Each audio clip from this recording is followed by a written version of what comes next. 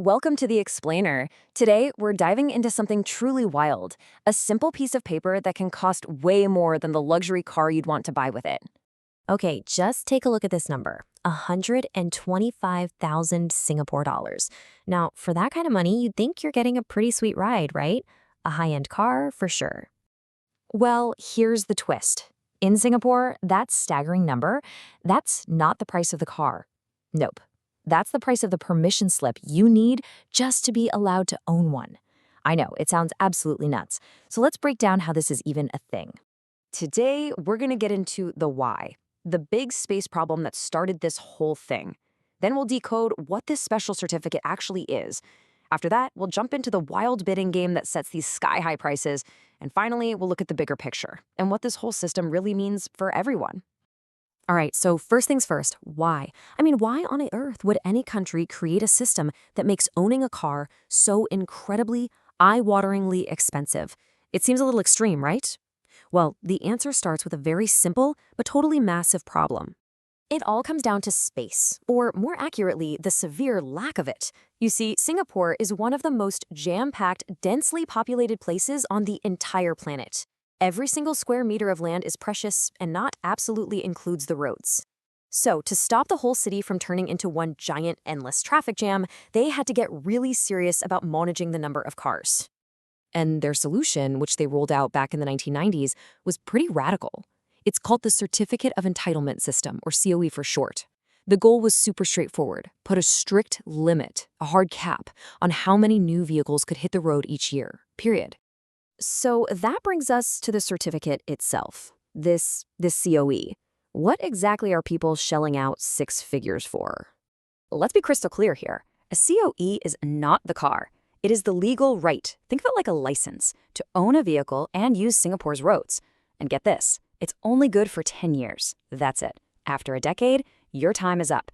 You either have to get rid of your car or, you guessed it, go out and buy another potentially very expensive COE just to keep it on the road. Now, it's not just one giant free-for-all for these certificates. The system is actually really smart about this. It's all broken down into these different categories based on the vehicle type and even its engine power.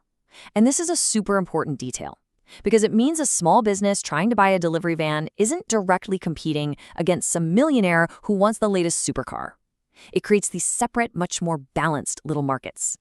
Which, brings us right back to that insane six-figure price tag. If the government's main goal is just to limit the number of cars, why does it have to be so expensive? How in the world does a piece of paper end up costing more than the actual car it's for?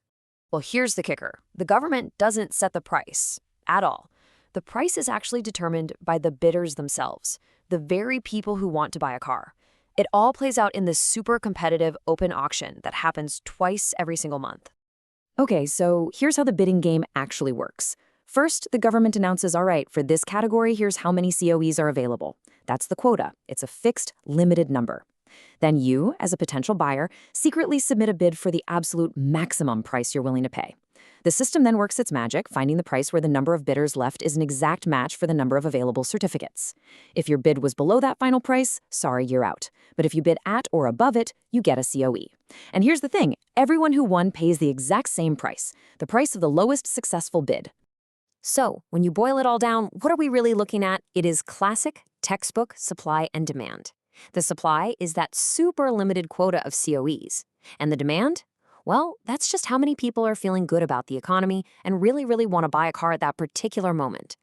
And check this out for a perfect example.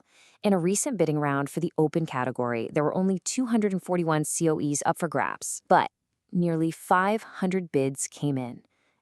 When you have more than double the number of people wanting something than there are items available, what do you think is going to happen to the price? It has to go through the roof. Okay, so we've covered the why, the space problem, and the how, the wild bidding system. But let's zoom out for a second. What's the bigger picture here? What should we really take away from this unique system? Really, the key insight here is that the COE system is this powerful market-based tool they're using to solve a very real physical problem. Think about it. It forces a separation between the cost of the car itself and the right to use public road space. It makes potential car owners directly confront the social cost of adding one more vehicle to an already congested city. It's just a fascinating, powerful example of using economics to solve a massive urban planning headache. And that leaves us with a huge, provocative question for the future. As major megacities all over the world, places like London, Los Angeles, Tokyo, get more and more crowded and grapple with congestion, is Singapore's radical, incredibly expensive, but ultimately effective solution a model they might one day have to follow? Is this what the future of car ownership looks like?